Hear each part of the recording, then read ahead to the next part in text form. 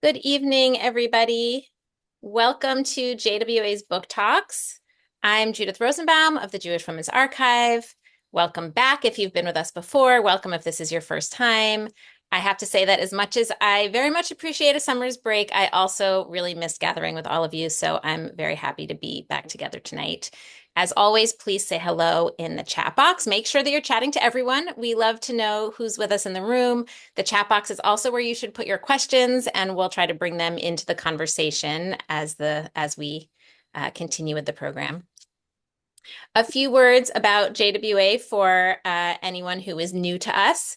We are a digital archive that expands and transforms the way that we understand history and Jewish culture by documenting and sharing Jewish women's stories.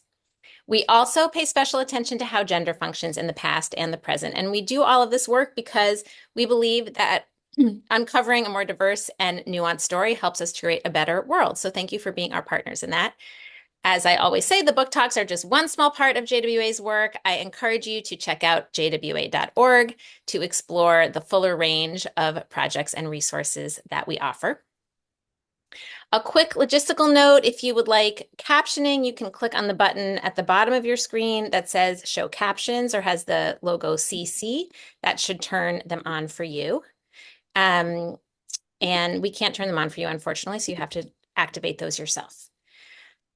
Okay. Wendy, were we able to get Carol in as a panelist? I'm not seeing her on the name list. I'm texting her now. Okay. Okay. So we may bring her in closer to the end of the program. I was going to turn things over to our chair, the chair of our board, Rabbi Carol Balin, but we're having some technical difficulties. So I'm going to move on by introducing our featured author for this evening. Zilka Joseph was born in Mumbai. She lived in Calcutta and now lives in Michigan. Her work, as you will see tonight, is influenced by Indian and Western cultures and her Bene Israel roots. Her work has appeared in many places, journals such as Poetry Magazine, Kenyan Review Online, Asian Literary Review, the Bombay Literary Review, as well as several international anthologies. She has been nominated for awards such as PEN America and Pushcart, has been interviewed on NPR Michigan Radio and many podcasts. Her chapbook, Sparrows and Dust, won a notable Best Indie Book Award and was notable Asian American poetry book. And her books Sharp Blue Search of Flame and In Our Beautiful Bones were Forward Indies Prize finalists. The University of Michigan awarded her a Zell Fellowship, the Michael Gutterman Prize, and the Elsie Choi Lee Scholarship. And Sweet Malida, which is her new collection of poems and prose, which we'll be discussing tonight, was published in the US in February, and an international edition will be published in India in November. And currently, Zilka is a creative writing coach, a manuscript advisor, and a mentor to writers in her community. We're so delighted to welcome you here tonight, Zilka. Thank you, Judith. It's just such a pleasure to be here and to be actually speaking to you in person. So it's really an honor, and I'm very excited to have a conversation with you. It's always wonderful when people who have been participants in the book club get to come in for a conversation too. So it's wonderful to put a face with a name and to get to know your work. I see that Rabbi Balin has joined us. Carol, thank you for making it. I'm going to take a quick pause to give Carol a chance to say her few words, and then we will continue with the program for the evening. Sure. Oh, Carol, we can't hear you. Hold on, you're muted.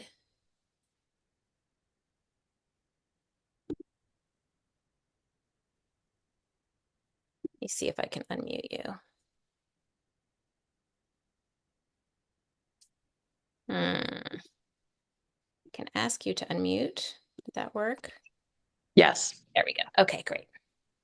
Good evening, everybody. Thank you for allowing me to say just a few words. I want to let everybody know the exciting news that we are celebrating the 10th anniversary of Judith Rosenbaum's leadership at JWA, the Jewish Women's Archive. And we're just so thrilled, as you know, especially those of you who tune in often on Thursday in our online virtual programs, that Judith is extraordinary. She's been a wonderful leader. She came to JWA more than a decade ago, but took over the reins in 2014. And I want to invite you and let you know that we are doing a special campaign in honor of Judith's 10th. We are asking people to donate in her honor to celebrate this 10th anniversary. And everything we raise will go toward, of course, virtual programming. So welcome back to the fall. Welcome to our guest tonight. And I thank you for your continued interest and generosity and enthusiasm for JWA and our programs. Have a good evening. Thank you so much, Carol. And I have to say that doing these virtual programs is really such a highlight for me in this work. And it's an honor to be able to be in conversation with so many incredible writers and scholars and leaders of various kinds. And so it's really a privilege and to gather with all of you who are with us. Even though I don't get to see all your faces, I notice who's here. I look at the participant list every time. I follow the chat and really feel like this is a wonderful community of learners and feel really, as I said, honored and privileged to get to be part of this. So thank you all for being here. And thank you, Carol, for celebrating me in this way as much as it makes me blush a little bit. Okay, so Zilka, I'm very excited to delve into your work. And I think we'll start with having you read a poem that's from the beginning of close to the beginning of your collection. All right. So I'm going to read a poem that reflects the arrival of the Bene Israel on the Konkan coast. That's the west coast of India, just south of Bombay. And this is where two ships were supposed to have been shipwrecked in 170 BCE. So not many people realize that it's like this 2,000-year-old history. And of course, there are theories, and this is one of them, but one that has sort of made its way into the consciousness, really, of most of the Ben Israel community. And this poem is called The Angels of Konkan.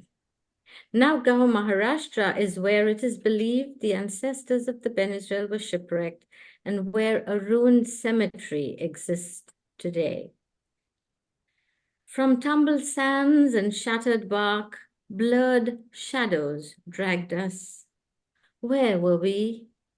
They dried our battered bodies, bound our wounds, clothed us in woven cotton, fed us warm food that we could not name then with their hands. And as Elijah ate of bread and flesh, the ravens gave him, so also we ate and drank of the cool water brought from brooks. Who were these healers? Then in fields of grass near the sea, we buried our dead, the ones we found. Where are they now? Set gravestones to remember. They let us pray as we wished, and giving thanks to Adonai, learn the craft of oil pressers. Or did our tribe know it already?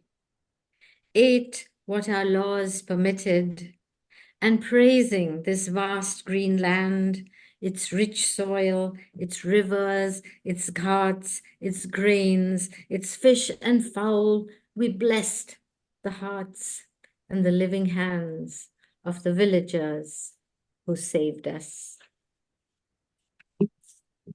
Thank you so much. So your work is so clear rooted in your cultural roots in India and specifically in the Bene Israel community. So can you tell us a little bit about that community that you come from and your own journey? Sure.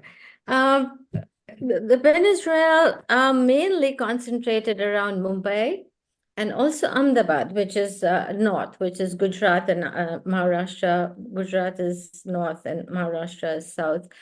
But this was the area which they lived in the villages and spread to many of the villages there. And what's special, I think, about the Ben Israel is not just their long history and their the fact that they lived within the Indian communities for so long, is that they adopted and adapted many of the customs and the ways and the clothing and the food of these communities. So even though they practiced in a way some of the most important tenets of the religion, their food and dress and customs became more Indianized. So that's why the Ben Israel Jews are actually called the Indian Jews, because we are the most Indian in our clothing habits. And even many of our ceremonies have adopted, some of the ceremonies have been influenced by local Hindu practices and local, even Muslim practices. So even when we talk about Malida later, which I will be speaking about, both these communities had various forms of that rice dish, as do other communities. So they blended. They basically were oil pressers. So they began to be called Shanwar Telis. So my ancestors were called Shanwar Telis because Shanwar being Saturday, Teli being oil presser. And because they did not work on the Shabbat, they were generally called Shanwar Thelis. And what's interesting is that one of the theories that some of the historians have put forward is that perhaps they were part of the lost tribes.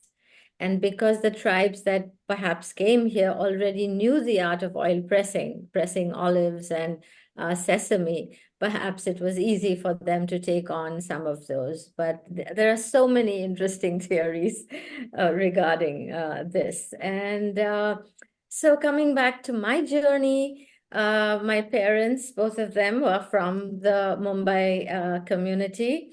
And I was born there. My elder siblings were born there. My father was a marine engineer, so he sailed a lot. He was not in town a great deal. But closer to the time of my birth, his company brought him ashore and gave him a shore job. And soon after that, we were transferred to Calcutta, which we say Kolkata now. Of course, Kolkata is the original name. So I basically grew up in Kolkata. And that is really my home, and I became familiar with the Bengali culture and the Bengali language. And of course, we spoke Hindi because most places, at least the northern parts of India, we all speak Hindi. So I had this very rich blend of cultures, all our friends. And in India, we live unless you live specifically in a Muslim neighborhood or a Hindu neighborhood, we are a very mixed lot. And we go to our schools, we have people from all religions, and we mingle, and we have many of us celebrate our festivals. So it was a very lovely, lovely upbringing for me. So I'm very grateful for that. So, oh yeah, you wanted to know how I got here. All right. So I was a teacher, I was working, I got married in India, and much later, my husband and I decided to try our luck in the United States. We wanted, a more fulfilling life. We wanted to do more things. So we actually first came to Chicago, where he got a job there. And then in 2000, we moved to Michigan, where really my writing journey sort of began. I used to write as a child and in college, but not seriously. But now it became, really a calling and a profession, really. So that's how I'm here today. And this is actually my sixth collection of poetry. That's wonderful. It's one of the things that I found very interesting is that in the beginning of the book, you have a couple of pieces that, talk about the kind of origin stories, the potential origin stories of the Bene Israel, including the piece that you just read. And I thought that was a really interesting way to begin, both with rooting the kind of community's history, rooting in the community's history, but also in its uncertainty, sort of raising the fact that there are all these, and you referenced this, like multiple theories about who the original people were who came to India and where they came from. And I was curious how you felt about that. Like, what does it mean to you to know or to not know, to have that level of uncertainty about where this community really originated. I think it just makes it more interesting because, uh, historians can have various theories, but sometimes there are, communities sometimes believe deeply in things and it becomes part of their mythology. And as a writer, I'm naturally very interested in not just the history, but the mythologies that are interwoven in their stories. And there's another poem in the book called Not One Fish, Mm-hmm. which talks about David Rahabi, which they believed he came in 1000 CE, but there was a real David Rahabi that existed in Cochin. So how do these things blend together? How do these, uh, you know, place one layer upon the other and make it so interesting? So when you think about the other origin stories, one of them being, the lost tribes that perhaps that came um, to India. It could have been after the destruction of the Second Temple. And when during Solomon's time, a lot of people, there was the diaspora, fleeing. So, or later when perhaps Arab, Yemeni, and Iraqi Jews came.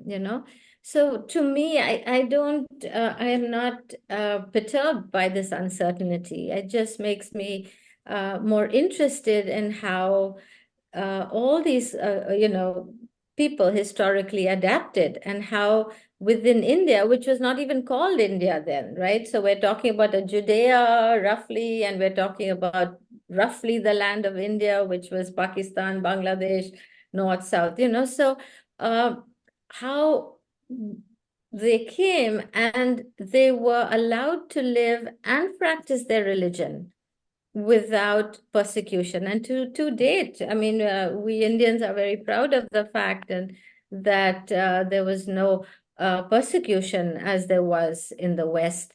There have been instances over the years, so I'm not saying it's an absolutely clean slate, but many of those things have come later with other conflicts and other Western terrorist groups, Western influence too, probably. and also the crisis in the Middle East Right. where there've been tensions between that. But in general, Muslims, Christians, and us have lived very, very in close contact with each other. Mm-hmm. Yeah, I mean, and there's something I think, as Jews we're used to there being very many mythical elements of our traditions, right? We don't get hung up on what actually happened. There are lots of different stories that Correct. we live as if that is the reality and we read ourselves into them. So it makes sense that there would be Right. kind of richness in those And different. as a storyteller and a poet, that's what I'm interested in. I pick up on the gaps, and then there's imagination, there's history, and then there's some personal history also that I can weave in to the poems as well. So, Right. You were talking at the beginning about the ways in which Indian Jews kind of created, brought in Indian practices in various ways. And we have a question about how Bene Israel dealt with kind of idol worship in Hindu culture and sort of what is the ways that that's grappled with. I don't think they needed to grapple with any of it because they coexisted quite peacefully. And that's the beauty of this history because the Hindus had their religions, the Muslims had their religions, Christians had their religions, and the Jews had theirs.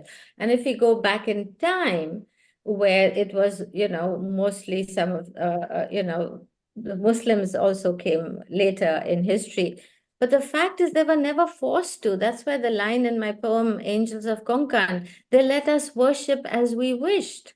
And they Mm-hmm. let us worship Adonai, and we were not forced to do anything they did. And the fact that they continued with their dietary laws, they said the Shema, they did the circumcision, and apparently they did observe Passover, but over the years, they forgot a lot of their history and their rituals. But the way they were identified to be Jewish later was because of these 4 or 5 practices that they held on to and distinguished themselves from any other community there. And of course, Shabbat. Right. So we have practices in the wedding ceremony that are quite Indian. Many of the brides wear saris, some wear dresses. There is the haldi or the mehndi ceremony, the turmeric, applying turmeric to the palms, applying henna to the palms. Some of the offerings that are given in the wedding ceremony. But it's not like this is theirs and this is ours. It's a very beautiful sort of integration of these practices. So we have a question also that references Elijah and some of the practices around that. And you have some poems related to that. And so we wanted to talk about those traditions and also how it relates to the Malida, which is, of course, part of the title. All right. So Bene Israel have a very special relationship with Elijah. And again, there's that mix of mythology, the mix of storytelling. But one of the beliefs, and this is not a wide belief, but Ben Israels do talk about it, is that perhaps that he appeared when the shipwrecks happened. And this is one belief. But one of the strongest beliefs is that he actually, on his way, when he was lifted up in the chariot and taken in that fiery chariot to heaven, which is just partly depicted on the cover of my book by this beautiful artist called Raina Imig, who I'll also talk about a little later. Yes, thank you. So on his way, apparently, he made a stop in this village in Maharashtra. And the Ben Israel who existed, who lived around that community, witnessed this. So there is this one particular rock on which his chariot is supposed to have landed. And there is a large rift. There's a large crack in the rock. And there's what looks like a hoof print. So that place has become a place of pilgrimage. It's called Elijah's Rock or Elijah's Top, which I've also talked about towards the end of the book. So what people do is they go there and they have this ceremony called the Malida ceremony, which is excuse me, a Thanksgiving ceremony for Elijah. But you don't have to do a pilgrimage. You can do this little ceremony anywhere. And basically it's a mixture of fruit and nuts and softened rice. But basically you have a community and you sing these songs to Elijah. You chant these songs to Elijah and you give him thanks. So if you have a child, if you have a new house, if you get married, if you need to, you've passed an exam that's very difficult. So anything you can, that you want to give thanks for, you get a few people together. And in the Ben Israel community, for the larger festivals, there would be very large celebrations where the whole community would get together and prepare this feast. And then Malida itself is this very simple dish of softened rice with dried fruits and nuts. So, and which I made in my home sometimes to, break the fast. And then sometimes even for Shabbat, it wasn't made. So it's made also separate from the ceremony. It can be just made as a food. Yes, but it's not made for general use. It's made like either to signify the end of the fast. You can break your fast with that. And the Malida dish is part of the whole Malida ceremony. And it's a ceremony that people can do on their own and in larger community Absolutely. A family can sit down together, and families do that in India and call their neighbors who may be non-Jewish. So, it's very open and it's a very welcoming ceremony. Is there a similar ceremony in other cultures in India? Well, in India, any of these ceremonies can be attended by by non, Hindus, except sometimes in the sanctuary of the sanctum of the Hindu temple, there could be only priests or only Brahmins. And in the mosques, perhaps there could be only Muslims. But if you have a general gathering for people, everybody's invited. So for example, in India, we have in October the pujas where Durga is worshipped and goddess Lakshmi, and it's a huge, the whole state shuts down for like 10 days. And people from everybody participates. You go to fairs, you go to entire streets are shut down. So everybody's celebrating, it becomes a big festival for everybody. And nobody's kept out of it. So if you go to the priest to get the blessed food, it's for everybody. Nobody Mhm. asks you if you're Hindu or Muslim or anything, So that's the way our culture really, functions Mhm. there. So yeah. So why did you choose Sweet Malida as the title of the book? And then I want you to read the poem. Question. That's a good question, Judith.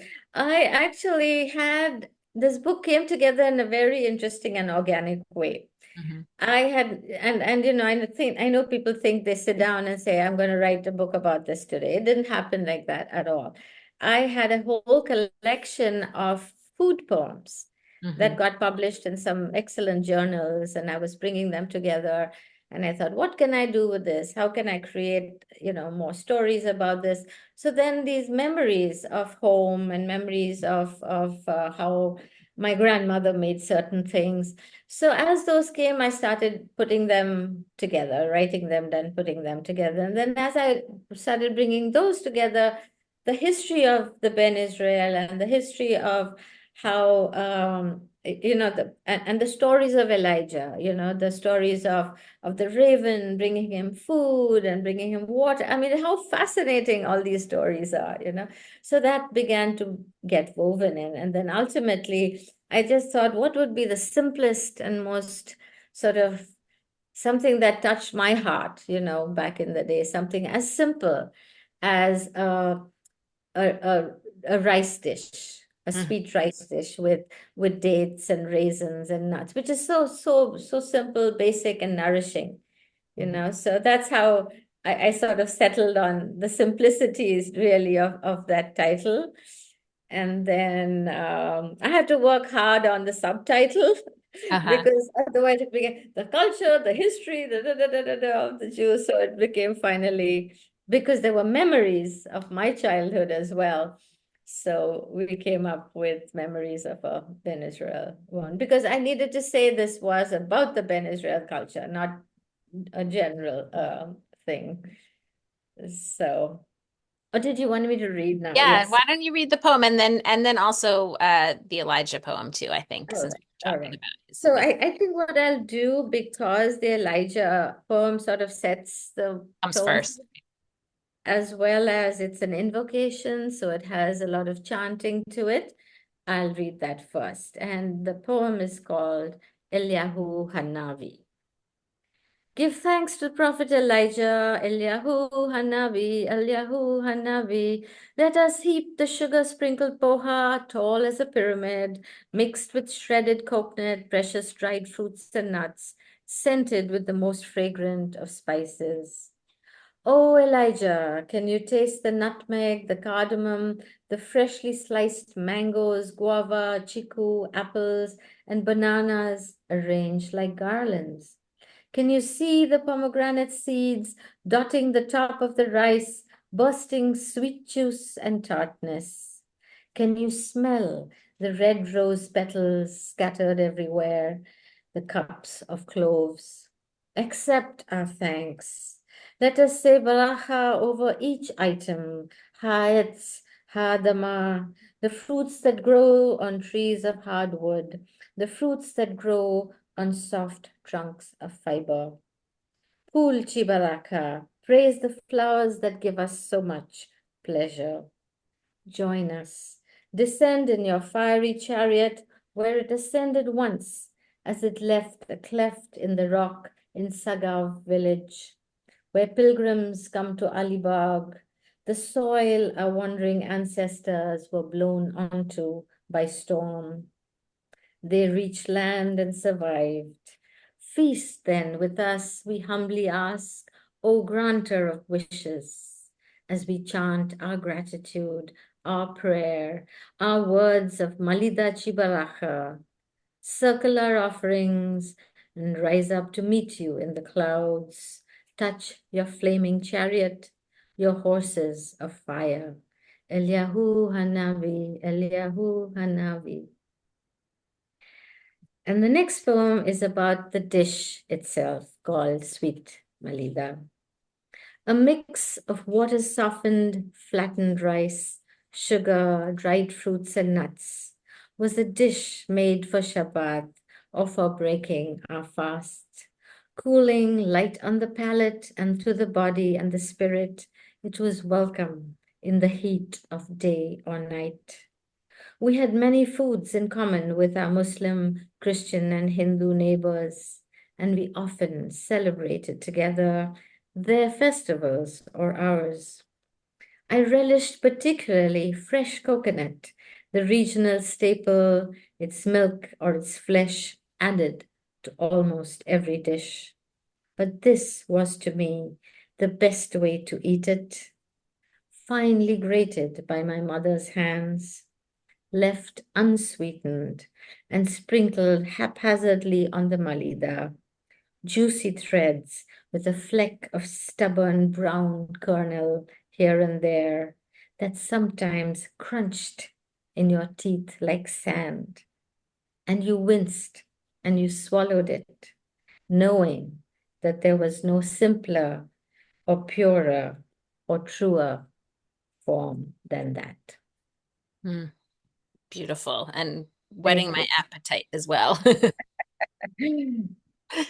Um, you mentioned, and we can tell even just from these, that many of these poems explore food, and particularly food as the kind of, container of culture and tradition. So how did you come to focus on food? Why did you write have this kind of body of work that focused on food? Well, I guess I love food. And I love eating and I love reading about food and studying histories of food. So every now and then, I seem to come up with a food poem or two. But I had written this series of short poems, and then, they developed into something longer. I had a couple of lyrical prose writings, and I sort of collected them over time. I do have other poems that are not about Indian food or Ben Israeli food. I have a Mhm. poem about wine that got published in a very nice journal many years ago. So that interest and that passion um, was always there. And every time you write about food, you are using your senses to the fullest extent.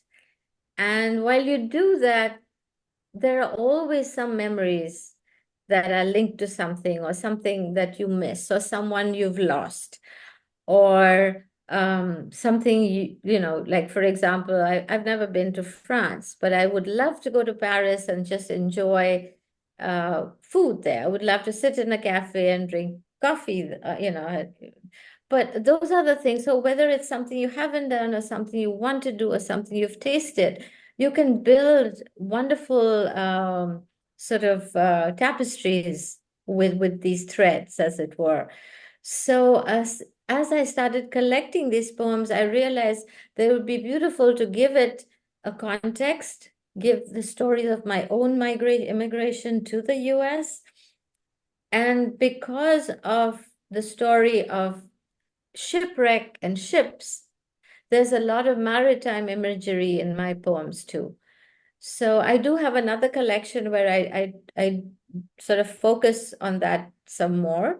But here it's a blend of journey, migration, discovery, and of course, foods that we knew and foods we've left behind, and new foods and new food ways. So that sort of is woven through that. But none of that is like consciously sitting down and saying that. It's just something very integral to my interests and my own sort of love and joy in food, that sort of I began to write these pieces, and then slowly this book came together, and then the more historical context sort of, came next through that. And then, of course, I had to talk about the raven. I mean, how can you not talk about ravens and crows?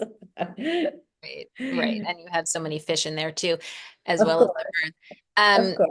Part of what I loved about all of the food focus and imagery is both the sensuality, as you're saying, and just how, you want to taste it and you can just imagine all the foods bursting in your mouth, but also the labor of it. And just so many of your poems really make clear just how many steps, how much time it took to prepare these dishes, and you really give a lot of honor to that. Um, Mm. you know, there's a lot about sort of hands and the labor of the hands.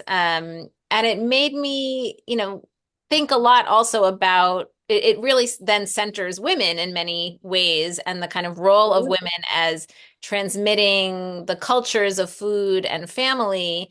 Um, Absolutely. so I was wondering if you could say a little bit about that, about the role of women in Bene Israel culture and in your Well, experience. in most homes, of course, everything was made at home, and especially if they were, following kosher, then they would be very careful to prepare things at home or from other Jewish homes, and mostly from my whatever I've read about the dietary, not just the laws, but how did they follow kosher, was that many of them were vegetarian. And most of the dishes that might have had dairy products to marinate the food, for example, yogurt is used in marination, milk is used, cream is used. So most of the Ben Israel dishes have coconut, Hmm. some form of coconut. So that became part of our cuisine in a very, very big way. So um, uh, and women naturally were the ones at home having the babies and making the food, and like you said, carrying the traditions of each of the cultures. And most of our households were quite traditional. Mine was a bit of an exception because we were much more sort of open and liberal. And of course, a lot of families now are. But basically, like my grandmother was much more brought up in the Ben Israel tradition, the prayers and the bar mitzvahs and all of that. So, but my siblings in my generation, it was much looser and much more sort of open. Uh, I forgot the question. I was just asking about the role of women. Yes, of course. And then coming back to the hands, that's right. Yeah. So a lot of my poems I've talked about, like you said, the labor of it, because everything was not store-bought. Everything was Mhm. made at home. And most of the things that I mention here were made for the high holidays or certain particular festivals, except of course the green curry that was one of my favorites.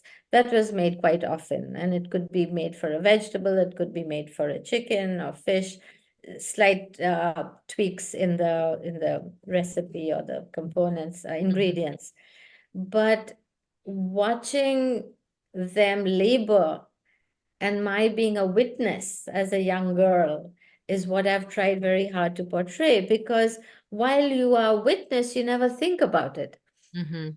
And you're watching this, and then much later, when I began thinking about all these things they made at home, literally like meditating on what they did, that's when I started sort of weaving, the details of it and the smells of it and what I remember of it.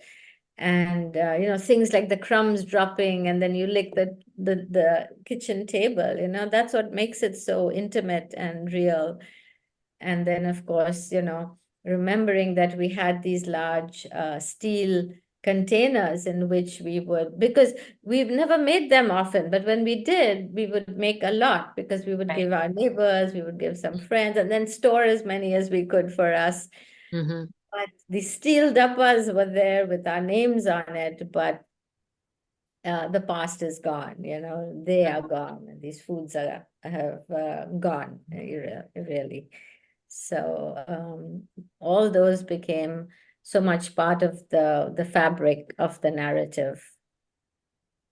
Right. And there's when you're watching people make things, you're not aware of how hard it is because they make it look easy, with as you're Especially the halwa, right? And halwas in all religions are not all, sorry, in all cultures are not the easiest to make if you make them from scratch. right. So will you read the halva poem for us? Absolutely, absolutely. I would love to. It's one of my favorites too. And I hope one day to make it recreated here.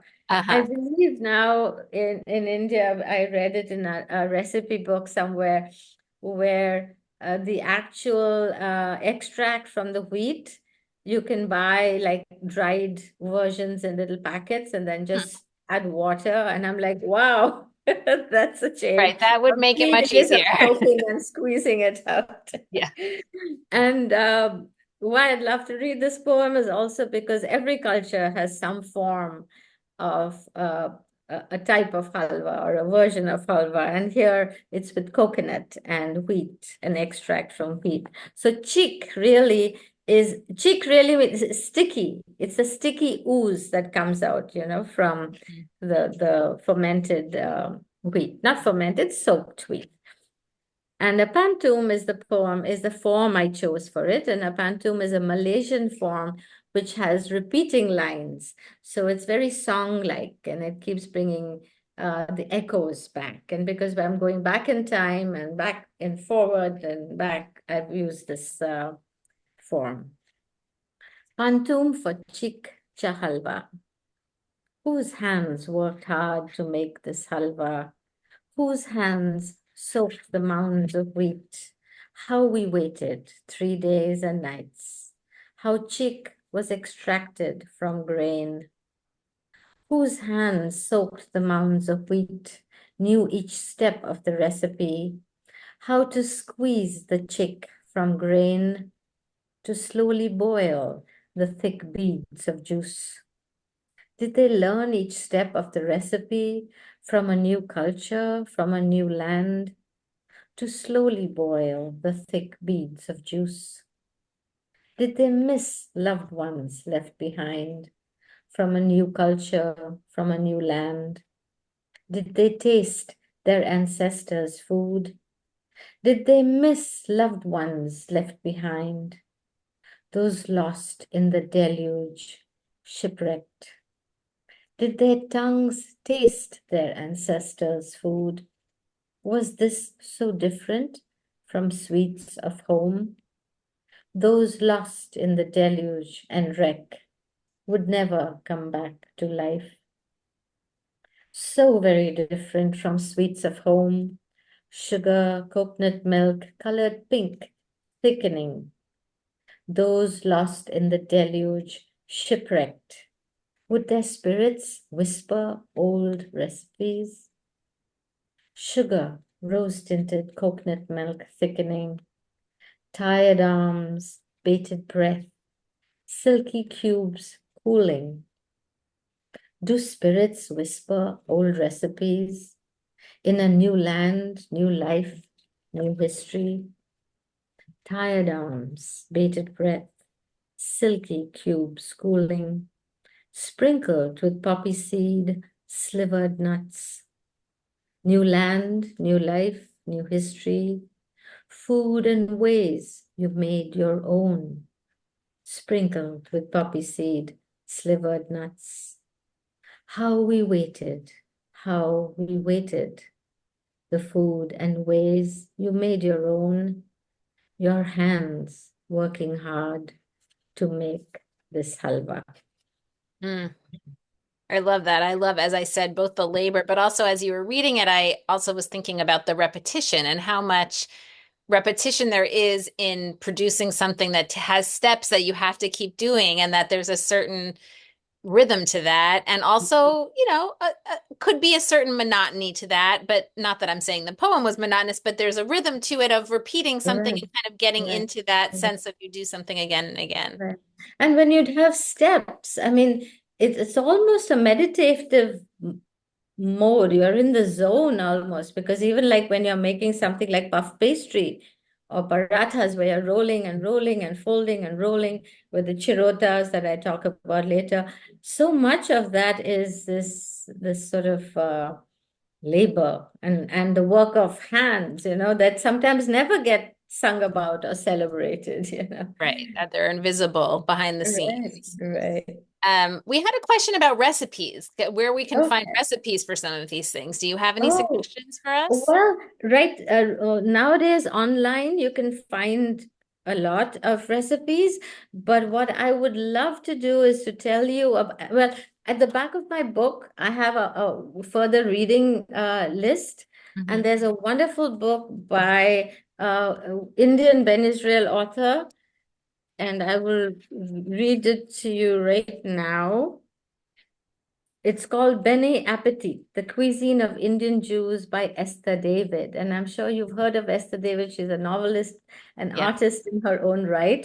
Hmm. And she put together this beautiful book with her own sketches, and it's called Ben Appetit. You'll find some of the most authentic recipes there. It's easily available.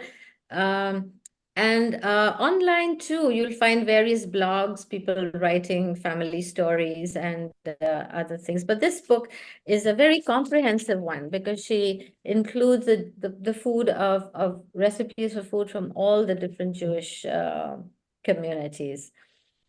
And Wonderful. it's a wonderful book to have. That's great. And the Esther author's name's Dede. Esther David. Yeah, and I think she's actually, we have a number of pieces on our site about Indian Jewish communities, and I think she's mentioned in one of them. I'm sure, because she's quite an icon in her own right, as is Nissim Ezekiel, the Bene Israel poet. Hmm. And so the person who's done my beautiful paintings that are on my book cover are by Raina Imig, and she is the niece of Nissim Ezekiel, one of our greatest poets in India. Hmm. So Nice. I'm very happy to have that little bit of a connection there. That's lovely. And I wanted to ask you actually about the different traditional Jewish communities in India. I know that there are three sort of large ones, the Yeah, Bene Israel, the Jews of Cochin, and the Baghdadi Jewish community. right. Can you tell us a little bit about how much these different Jewish communities relate to one another, how different they are, how much kind of shared sense of community there is? Mm-hmm. What's most interesting is that all these three communities, their origins are completely different Hmm. and at different times. So if you look at the Ben Israel Jews and we go back to 175 BCE, or whether you want 70 CE or 5th or 6th century, that's one. And then we have the Cochin Jews, who also came roughly well, they came in different waves, let's put it that way. And they came from Spain mainly, and then the Portuguese came in. So that, it's a very, very complex history. But they've lived there, and they are mainly of Sephardi origin. So they're Spanish and Portuguese origin. And there's a mingling also of Yemeni and Arab Jewish. So they had literally two. We had the white Jews and the black Jews, and they were completely segregated for the longest time. So Hmm. that's another, I mean, that's very complex, all these histories. So I'm just going to give you a tiny little touch of each one. Mhm. So the Baghdadi Jews came with trade, because many of them came from Aleppo and Baghdad, and first landed in Bombay and Maharashtra, started trading there, and then moved down the coast. Calcutta, we have a wonderful community, beautiful synagogues, both in Bombay and in Calcutta. Schools, and they were philanthropists, they were very wealthy. They literally built an empire all the way to China. So from India to Burma to Malaysia, Singapore, all the way into China. So they built literally the trade routes of this huge empire. And their basically followed the tenets of their culture from the Middle East, right? So while we were, I said, very integrated to the more Indian style of life and food and clothing, and with the coming of the British, they also were extremely westernized and very modernized. And so when we look at the difference in time when the Baghdadis came, so 16th, we're talking about 16th, 17th century. Mm-hmm. So they're the youngest group, literally, right? There was not much mingling between the two. And because the Indian Jews were always sort of, there was always a suspicion of having intermarried and having, being of brown color. And, some were very fair and some were, browner than the others. There are all these little things that are talked about in the history of the Bene Israel Jews. So for quite some time, the Baghdadi Jews who were, in these cities and had this, very modernized sort of living, the Bene Israel was sort of looked down upon for a long time. And even later, even after certain genetic studies were done, even the West were not very accepting of the Ben Israel Jews. When they went to Israel, they were discriminated against. So it's quite a struggle when you look at some of those histories. But what's interesting is that newer communities of Jews have been found in Northeast India and in part of South India. So they are being studied. Many of them are now immigrating to the US. Groups are trying, they want to go back to Israel. So it's very, very interesting. And then there's a book that I've mentioned also at the back of my book, which for any of you who are interested in some of the more modern developments, and he's a wonderful professor at Presidency College in Calcutta. And he is the first person really to start a Holocaust Studies department and Jewish Studies department in India for the first time ever. And his book is called Jews, Judaizing Movements and the Traditions of Israelite Descent in South Asia. Interesting. So, the back of my book has a host of books that I hope people will look up and enjoy and study. And I'm hoping so much that the interest in all these communities, that exist around the world will be studied in the US, will be studied in Jewish and Judaic studies departments, because there seems to be a sort of I won't say negligence, but almost as if these they don't exist. And even within the US, there is so little knowledge about Native American Jews, Jews of color. Recently, I've been speaking to somebody who's invited me to a panel on Limud, where they're having a special festival and have asked me to participate in a panel. So I'm hoping that these are ways in which just they'll expand their horizons and teach about world Jewish communities, which are ancient, these, like we talk about the Ethiopians and the Ugandan communities, and of course the Ben Israel communities. Yes, so absolutely. I'm hoping there will be much curiosity and much enjoyment of the new knowledge. Yes, and that is our hope as well too. And in fact, very central to JWA's mission to expand the narrative, to include the voices that haven't been heard, not only Jewish women, but Jews of all backgrounds, and to kind of push against some of the, Ashkenormativity of the American Jewish community and the real ignorance that a lot of American Jews have of the incredible rich diversity of Jews around the world. And one of the things that I'm very excited to share. We haven't publicized this yet, but we are starting a new writing fellowship for Jewish women of color, and we are just in the process of hiring a director for that program, Oh, terrific. and That's are looking wonderful. forward to being able That's to help wonderful. support Wonderful. Jewish women of color as writers. So there's Wonderful. so much work that needs to be done, and I really, really appreciate Zilka, your beautiful book, and your sharing it with us and sharing some of these stories with us and giving us a taste of some of these traditions. And I know we're all going to want to continue to learn and to research.